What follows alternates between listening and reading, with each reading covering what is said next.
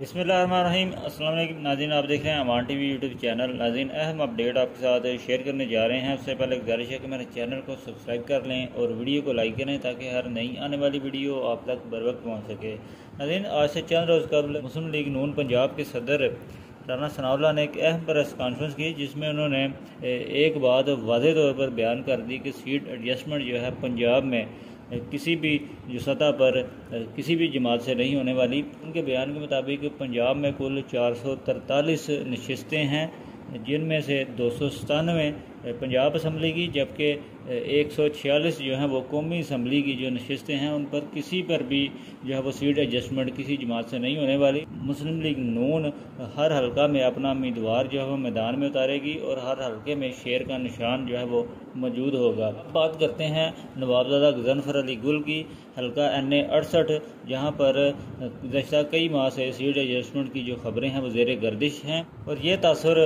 जो है वो मीडिया पर दिया जा रहा था कि शायद सीट एडजस्टमेंट की सूरत में नवाबजादा गजनफर अली गुल को मुस्लिम लीग नून का टिकट जो है आइंदा इलेक्शन में जारी ना हो, और जिसकी सूरत में जो है वो चौधरी वजाहत हुसैन या चौधरी हुसैन लाई सीट एडजस्टमेंट की सूरत में ये सीट जो है वो जीतने में कामयाब हो जाएं NA 68 की। अब इस बयान को सामने रखा जाए तो ज़ाहिरी तौर पर तो ऐसा ही नज़र आ रहा है कि मुस्लिम लीग नून जो है वो NA 68 में भी कोई सीट एडजस्टमेंट नहीं करेगी किसी जमात के साथ, और नवाबजादा गजनफर अली गुल जो है वो टिकट हासिल करने में कामयाब रहेंगे और एक सख्त जो है वो मुकाबला होगा नवाबजादा गजनफर अली गुल और चौधरी वजाहत हुसैन या चौधरी हुसैन लाई के दरमियान। जो भी नवाबजादा गजनफर अली गुल के मुकाबले पर सामने आएगा, आइंदा आने वाले वक्त में तमाम तर सूरत हाल वाज़ेह हो जाएगी। अगली वीडियो तक के लिए दीजिए इजाज़त। अल्लाह हाफ़िज़।